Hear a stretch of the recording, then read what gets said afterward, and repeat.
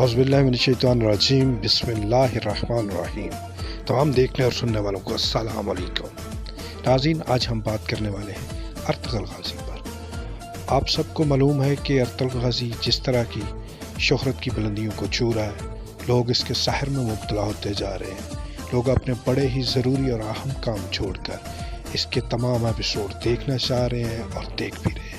फतवा मशीनों ने भी अपना काम करना शुरू कर दिया है। वो मुफ्ती जो मुफ्त फतवा देने के आदी हैं, उन्होंने फतवे देने शुरू कर दिए हैं कि इसे अर्तुगरुल गाज़ी को देखना शरन हराम है। ये सिलसिला आज ही नहीं शुरू हुआ, इससे पहले भी बेशुमार दफ़ा इसी तरह के खिलवाड़ मुस्लिम उम्मा के साथ किए गए हैं। जब हलाकू खान ने बगदाद पर हमला किया तो उस वक़्त के मुफ्ती इस चीज़ पे आपस में उलझ रहे थे, लड़ झगड़ रहे थे कि कवा हलाल है या हराम है। हलाकू खान ने हमला करके गर्दनें काट काट कर गर्दनों के मनार बना दिए, क्योंकि इन्होंने उम्मत को अजीब तरह के मसाइल में उलझा के रखा था। जब कापियर ईजाद हुआ, प्रिंटिंग मशीन ईजाद हुई, तो इन्होंने एक सदी तक मुसलमानों को इससे ये कहकर दूर रखा, ये फतवा देकर कि ये शैतानी अमल है, इसके ज़रिए लिखना हराम है। सिर्फ़ और सिर्फ कलम से हाथ से लिखा जाए वो हलाल है, प्रिंटर से लिखना हराम है। एक सदी मुसलमान पीछे रहे। अंग्रेज़ और यहूदी सहूनी एक सदी अपनी किताबें प्रिंट कर करके पूरी दुनिया में फैलाते रहे। मुसलमान एक सदी पीछे रह गए।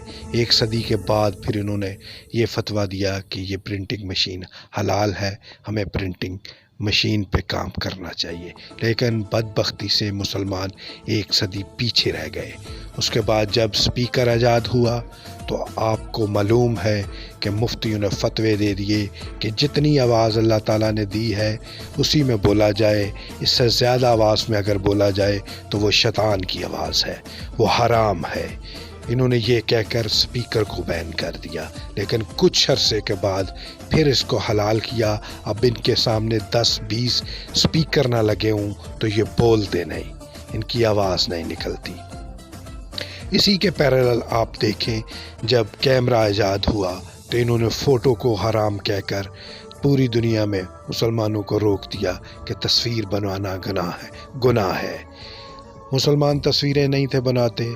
फिर उसके बड़े अरसे के बाद इन्हें फतवे देकर ये कहना पड़ा कि ये हलाल है। अब पूरी दुनिया में कोई भी ट्रैवल ही नहीं कर सकता जब तक उसकी स्नैप ना आए।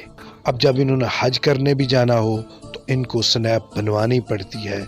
फिर इन्होंने फतवे दे के उसको जायज़ करार दिया। ये हमेशा से इसी तरह के अवामल करते रहे हैं, क्योंकि ये हर मुफ्ती ऐसा नहीं है।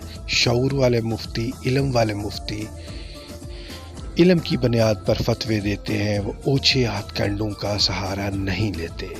वो उस वक्त भी इन चीज़ों को जायज़ कहते थे, लेकिन चूँकि जो लोग शोबदाबाज होते हैं, वो लोगों में प्रोमिनेंट ज़्यादा होते हैं, उनकी बात ज़्यादा सुनी जाती है, इसीलिए इन्होंने उम्मत को पीछे रखा। अब भी इनका मसला वही है।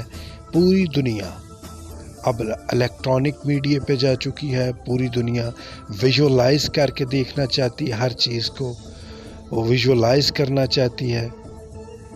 लोग हमसे बहुत आगे निकल गए हैं, तारीख़ दिखा के, तारीख़ बता के अपनी कौमों को। हम अभी भी समझते हैं कि लोगों को स्टडी की शक्ल में तालीमात दी जाए। आज का बच्चा उस लेवल की स्टडी नहीं करता बुक्स की, वो तारीख़ से बहुत पीछे है।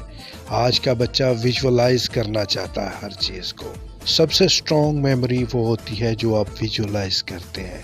सुनने और पढ़ने की इसकी निस्बत वीक मेमोरी होती है, वो जल्द आपके दिमाग से उतर जाती है।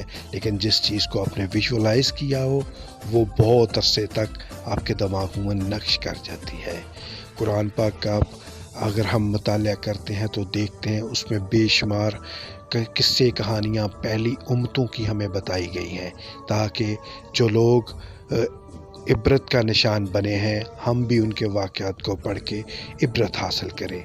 और जो लोग उसमें कारहाय नुमाया अदा किया है, जो लोग अल्लाह के मुकर्रब आदमी थे, जो लोग अल्लाह के मुकर्रब बंदे थे, उन्होंने कारहाय नुमायाँ अदा किए हैं, हम उनको देखकर आगे बढ़ने के लिए एक रास्ता अपनाएं, उनकी ज़िंदगियों से दरस हासिल करें। इसी तरह आज का बच्चा अगर वो स्टडी की तरफ नहीं जाता तो विजुअलाइज करके, पहले लोगों के दास्तानें पढ़ के, पहले लोगों की किस्से कहानियाँ पढ़कर, हमारे बच्चे स्पार्टास को देखते थे, हमारे बच्चे इंग्लिश हीरोज़ को देखते थे, उन्हें अपने हीरोज़ का इल्म अदराक ही नहीं था। ये अर्तुगरुल गाजी के नाम पे या दूसरी जो इस तरह की ये हिस्ट्री बेस्ड मूवीज़ बनाई जा रही हैं, उनसे कम अज़ कम आज का बच्चा, मुसलमान बच्चा ये तो समझता है कि मुझे जहाद किस तरह करना चाहिए। जहाद सिर्फ मार दाड़ फट जाने का नाम नहीं है कि किसी भी इज्तिमा में जाके किसी भी जगह पर बम बांध के पड़ जाने का नाम जहाद है। नहीं, तलवार इल्म के बगैर फसाद है, इल्म के साथ तलवार हो तो फिर वो जहाद है। बच्चों को दिखाइए कि जहाद का असल मफहूम क्या है। इसी के साथ इजाज़त दीजिए। वीडियो अच्छी लगे तो लाइक ज़रूर कीजिएगा, चैनल को सब्सक्राइब ज़रूर कीजिएगा, ताकि जो मैं आप तक पहुंचाना चाहता हूं वो आप तक पहुंच सके। अल्लाह हाफिज़।